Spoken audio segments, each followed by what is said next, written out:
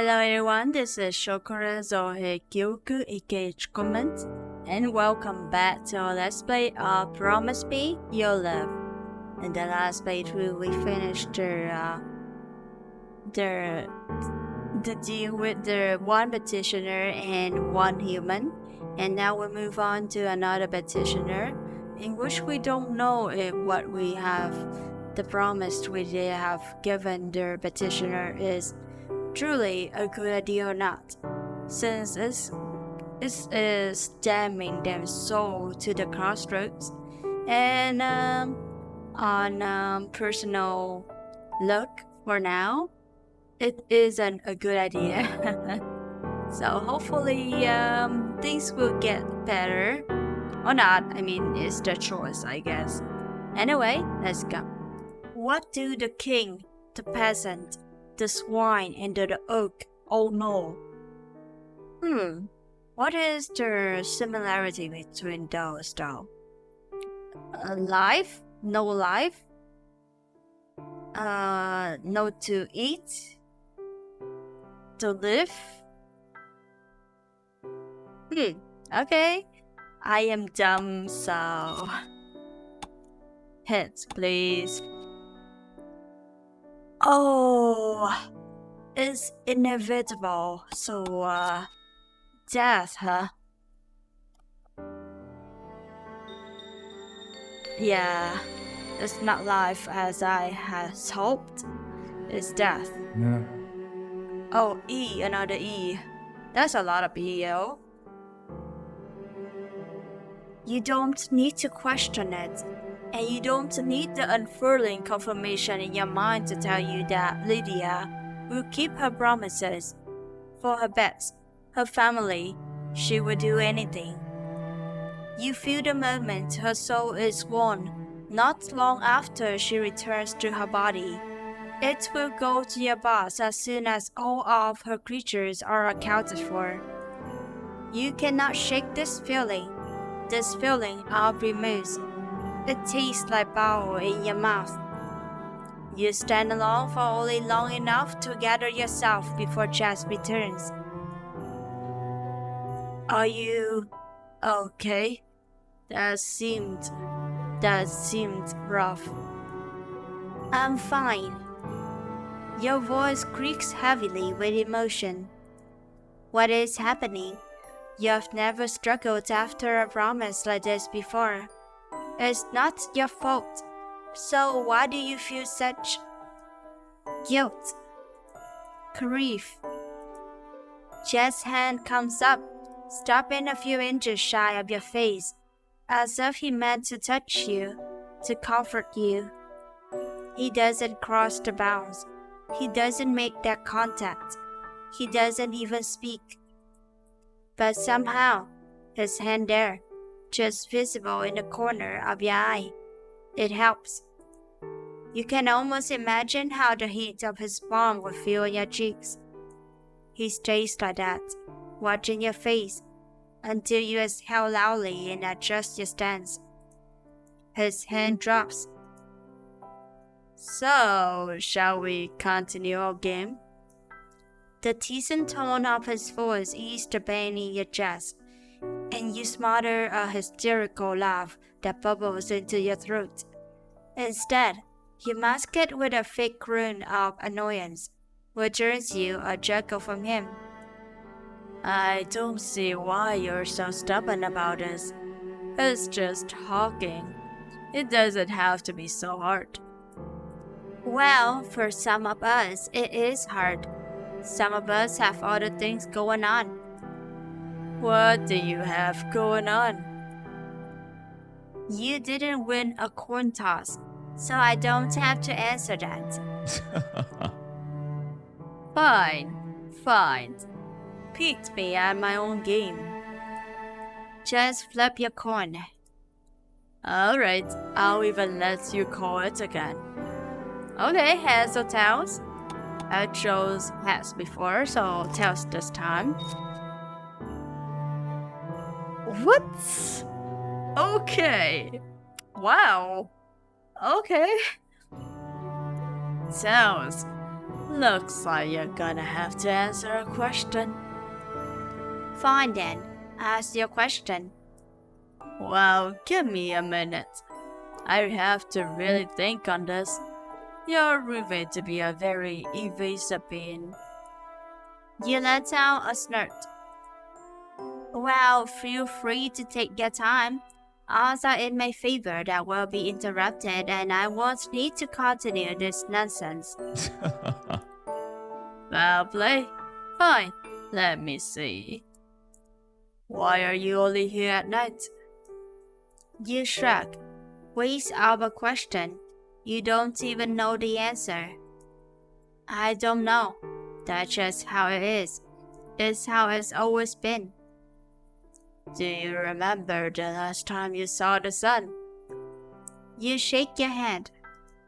There's a long pause, and Jess watches you. You look away. He has something far too close to Betty in his eyes, and it's making you anxious, angry. Have you ever seen daytime? Sunlight? You start to answer, but the words die on your tongue. The answer is no. You're almost certain the answer is no. But something is stopping you. It won't let you deny it. I am not a creature that exists in the sun. It's barely an answer, and you expect pushback. It never comes. He just watches you. His eyes are piercing. His gaze so focused and intense you can nearly feel it as it touched your skin, pouring over your face.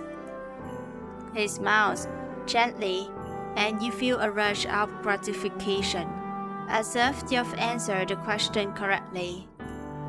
Your boss presence is suddenly at your neck, at the base of your skull. He lets out a slow, deep hiss that extinguishes the feeling you had instantly. You wait, unease growing in your gut. The slowly extending silence makes it worse. Are you going to flip the coin again? Do you want me to ask you another question? Do you find yourself enjoying our little game? You fumble uselessly for a full sentence, the majority of a phrase, a solid declaration, a semblance of a thought, anything at all. Instead, you sputter helplessly. Your face feels painfully hot. You're funny. Feeling a little bashful, beautiful. Ooh, beautiful. I was being generous. This is your game. I don't care. Besides, you probably cheated. Cheated on a game of chance. You glare at him. He's not supposed to be able to see you, but you suspect he can tell. He shakes his head at you, then makes a circling gesture with his hand. Fine, last one for the night. Okay, but I'm going to flip the coin. You can call it. Oh? His smile is dazzling. You want to flip the coin? Why is that? I told you, you're almost definitely cheating. It's probably a double-sided coin, or you're lying about the result. It's a conversation, not a competition. You snort at him and roll your eyes. It's most definitely a competition. Chad's expression shifts, his eyes locking onto yours. His smile softens around the edges. Ah, right, of course. You would think so. Silly me. He closes the distance, stopping just in front of you. You hold out your palm for the coin. His gaze trails from your hand to your face, and then back again. Without ever breaking your gaze, he drops the coin into your palm. His fingers brushed the shadows, then through them.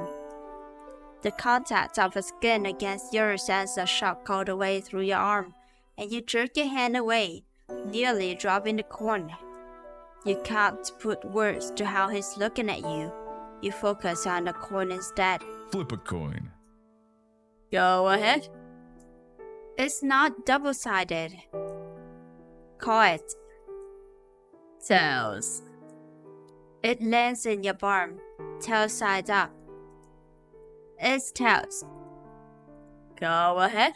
Ask me a question. Why are you here? Why do you come to the crossroads and ask for such trivial, mundane things? You're the one with all of the fiendish insights, aren't you? Can't you tell? You hate to do it, but you shake your head slowly.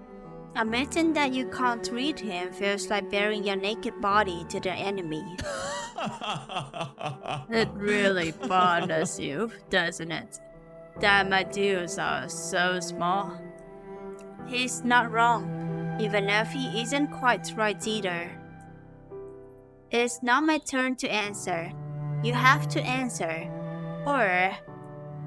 You pause, questioning the wisdom of your next words before you continue anyway. Or you could make a real deal with me. Maybe you just don't have anything I want. That's absurd. You come here all the time. There has to be something you want. Something you're building up the nerve to ask for. When Chess looks at you again, he finds your eyes instantly. He shouldn't be able to do that. He shouldn't be able to easily sift through the shadows, but he does. He shouldn't be able to see where they are, but he stares knowingly into your eyes. It's so bizarre and distracting that you startle when he speaks. You're right. There is something I want. He steps away, and you feel hollow. Keep the coin. And then he's gone, and you're left holding the silver coin, the only proof he was ever there at all. You're back. Appears so. Are you going to make a real deal with me? Or are you here to be sure they have eggs at the supermarket tomorrow? No more datingsim. You roll your eyes. The presence of your boss tugs in your temples, aches in your jaw, makes your teeth painful. You suspect that he is keeping a very close eye on you, since Jess is here. He's getting tired of waiting. You're out of time. I don't like 90s, and this isn't about that. You sound upset with me, are you? No, You're terrible at hiding your feelings. Not only are they written all over your face, but they vibrate off of you like static. I can tell you're upset, so you may as well admit it. I just don't understand, and I'd like to. If you're not here to make a deal, I don't understand why you keep returning. I'll make a deal with you. You scoff and roll your eyes. Yes, where have I heard that? I'll make a deal, but I want you to ask me a question before I tell you what it is I want. You open your mouth to object, but he interjects, continuing. And I want to ask you a question too. You're mad at yourself for thinking, for even a moment, that he would take this seriously. You wish you could leave your spot, so you wouldn't have to stand here and listen to him. That's not how it... Your mind nearly splits with a spurt of pain as your boss lunges inside, clamping down on the words before they can fully leave your mouth. Do not let him go. Make the deal. Make it now. He cannot slip away from me again. Take the deal. What is it? What's happening? You realize you're bent over, nearly in half, clutching your head. The echoes of the pain are now fading, and you start to feel foolish, exposed. You straighten, and your breath comes in hubs, as if you're wounded. Your head swims unhappily. Your boss is holding on too tightly. This better not be another bullshit too. He doesn't answer, only watches you. Is something happening? Are you okay? Just make your promise. I promise. A smile creaks across your face. You have just the thing for him, just the test. Why is a graven like a trident desk? I haven't the slightest idea. You turn your head slightly at him. Something in your mind is unfurling. It tickles. The petals of a flower under the influence of spring. You're afraid if you look too closely at it, it'll wither under the force of your gaze. What is it you seek promised to you? His eyes burn with an intensity that makes him look alight in the darkness. You. Us? You. My turn. My question.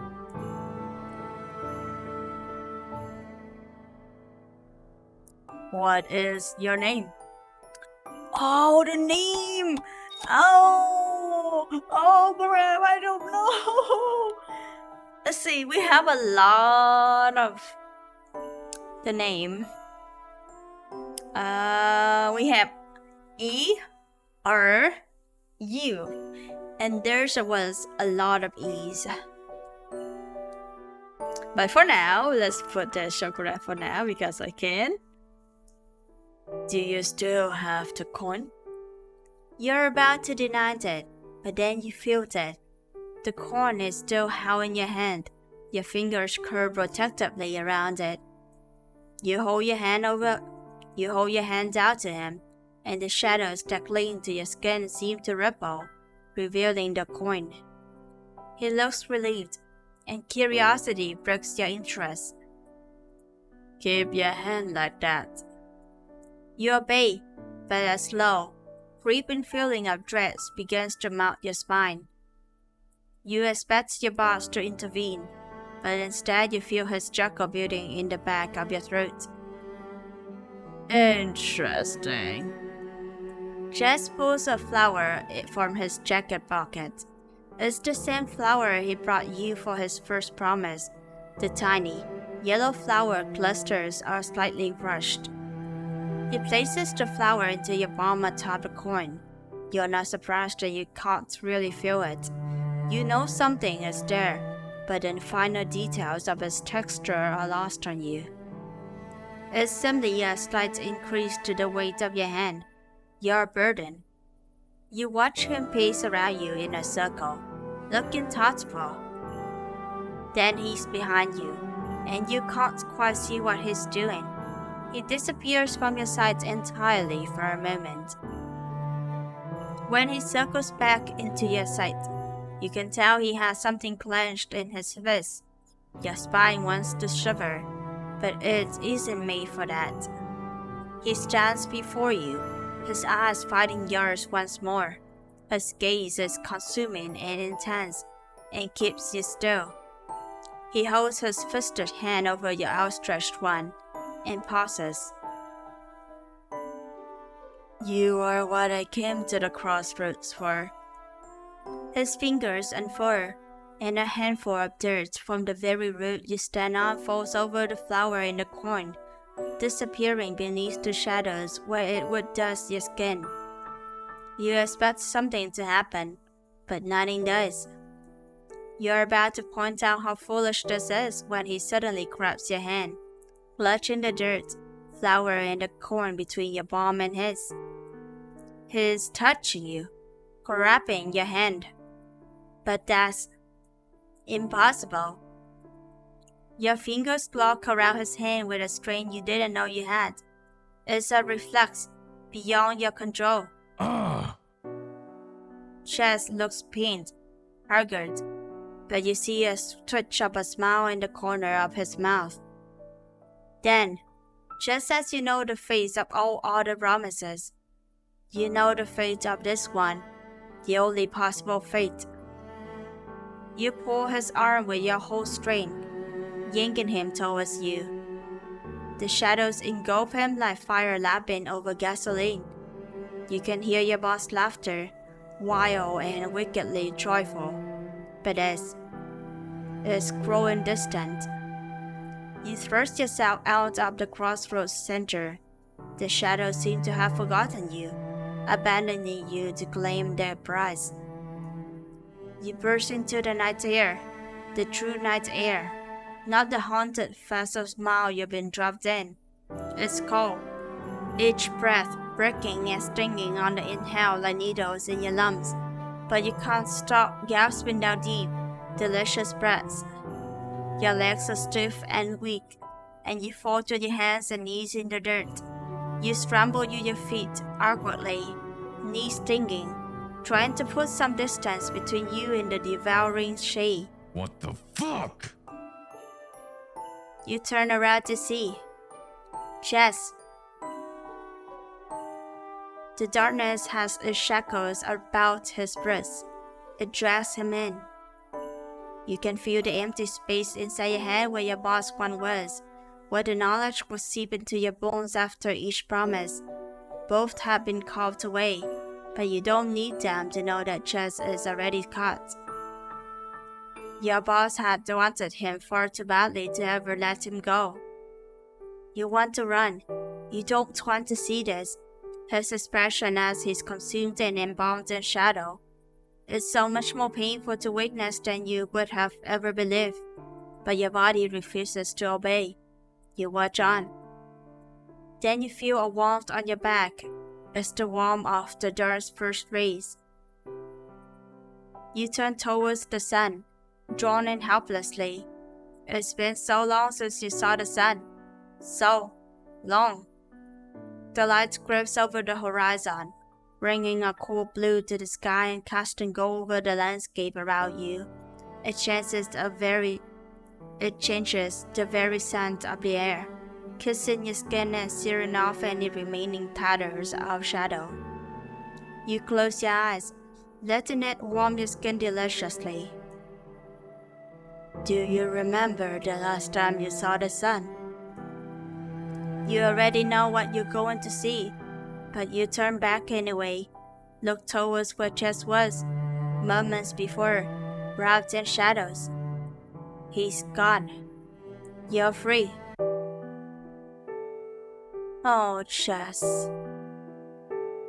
I don't want this feeling. I don't want this ending. No. We left you clues. Yes, I saw the clue. But can I click on the answer? Oh wait, it was okay. So it was that. So the IEU or you. Wow, it works that way too. Okay, so. But the clues is like, it's a bit confusing though, because the E appears too much, the R, and the U is not that much. So you would have expected the name is a bit longer. Okay, let's go. A barrier ending this time. Ruh. They're screaming in your head. Your boss' guttural wail is so loud that you can't hear your own thoughts. Everything goes black. Ruh. You're drowning in a pool of utter darkness. You thrash frantically towards the surface, your lungs burning. You're suffocating. You're dying. You thrash through the shadows. They're cold, like water. But the tendrils have fingers, teeth. They cling to your skin, to your clothes, wrap around your limbs and pores. The dark tries to peel back your eyelids, tries to pry open your lips, pulls in your nostrils. It wants in. It would tear you to pieces to get in. But on the backs of your eyelids plays a slideshow of slow-moving pictures, visions of a person who had been long locked up and buried, left for dead. Rue, walking the pavement of some main road, laughing. They spin and jump, a series of clumsy pirouettes, before dipping a deep and lopsided bound. Chest laps, his expression more free and joyful than you would have thought him capable of. Rue, half asleep on a couch. The head on chest lap. He brushes gentle fingers. They're collapsed, you realize, from holding pencils and pens, markers and charcoal, over their cheekbones, down the bridge of the nose, and over the lips. His touch is so gentle, reverent.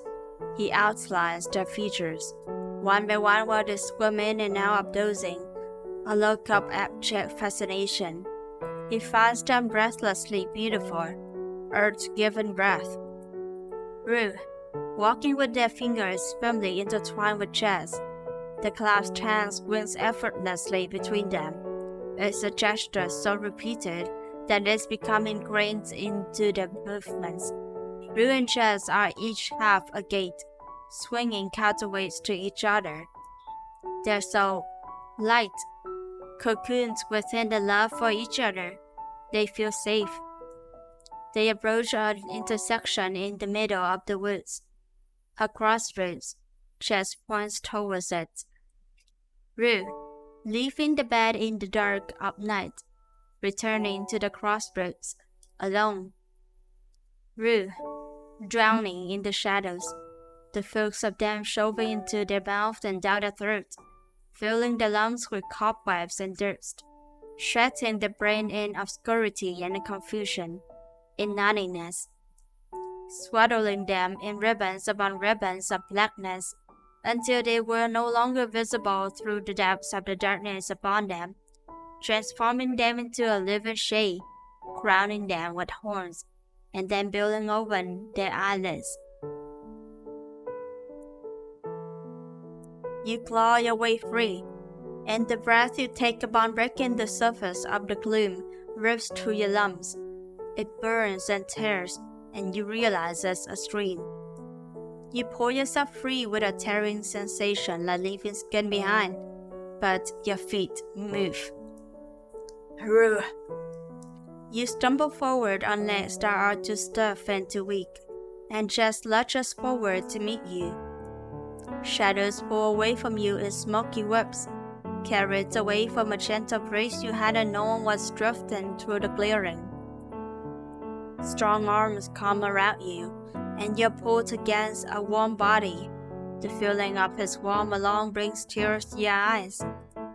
Your senses rush back.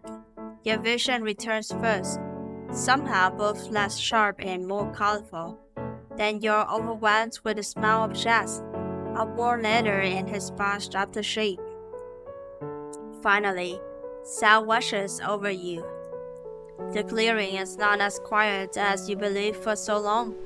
There's the rustle of leaves, tossed about by the wind, the rush of your own breath, in and out, and your heartbeat in your ears. Then, rumbling above all of these sounds, the vibrations entering your bones like a prayer, the sweetest sound of all. Just murmuring your name, over and over and over. Rue. Your arms wind around him. They feel so heavy, but you rub each fiber, every shred and muscle, one by one to hold him, to cling to him. Your voice hurts when you speak. Jess. He gathers your face in his hands, tongues wiping away the tears that flow freely now, and looks at you. Although you know the shadows are still falling away, his expression leaves no doubt. He sees you. And then, he's kissing you. You cling to him, to the strain in his embrace and the sweetness of his breath. You can no longer read emotions the way you did during your time as the Crossroad Devil, but you can read him. Aww. Aww. Sweeties. He cradles you with such devotion. His loves convey every moment of fear, of doubt, of horror and guilt, the devastating relief, the unyielding love. And then, for the first time in far too long, you see the sun begin to rise.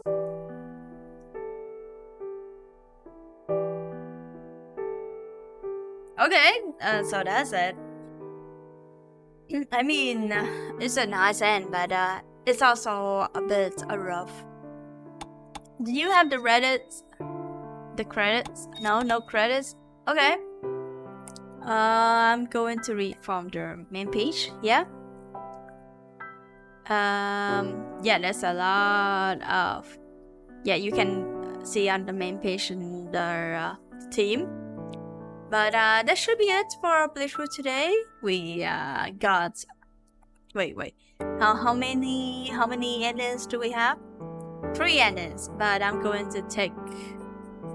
I'll take this ending for now because... my heart is... I don't want more pain. So that should be it for our playthrough of Promise Me You'll Live. It's an interesting story with a little bit of quiz and stuff, in which I suck at and I cheated, in which I suck and cheated through the hint system, and the answer at the end of the game. Thank you for the hint system. It's a nice little quiz and going through the game as we see each answer to each quiz will choose the end of the petitioners of the soul, and finally I'll end at the end whether they'll uphold the promise or not. So it is an interesting concept of us being the Crossroad Devils, and we did know from the ending is that it is still not clear. I'm not sure if we actually made a promise with the Crossroad Devil and got sucked into becoming one, or are we just like unfortunate enough to be caught by that, because it makes it very vague. But I do know that our love with Jazz has prevailed, and he is trying to save us. And he managed to do that in the end of a good ending. Not the bad ending. The bad ending is like, wrong name. Wrong name. In which that was my name, so it was the wrong name. I'm sorry, Jazz. It was a test. It was a test. Overall, lovely game. I love the music. The art style is great. Jazz is super handsome. The voice acting is nice too. I love the deep voice. Well, I'm not sure if it is me who is dumb, but the hints throughout the game is a bit hard to decipher, I suppose. But then again, those are quizzes. At the very least, we have the hint system, so it's not too bad. So overall, thank you for watching Promise Me You'll Live. That should be it for our playthrough today, and I'll see you on the next playthrough of a new game. Bye bye!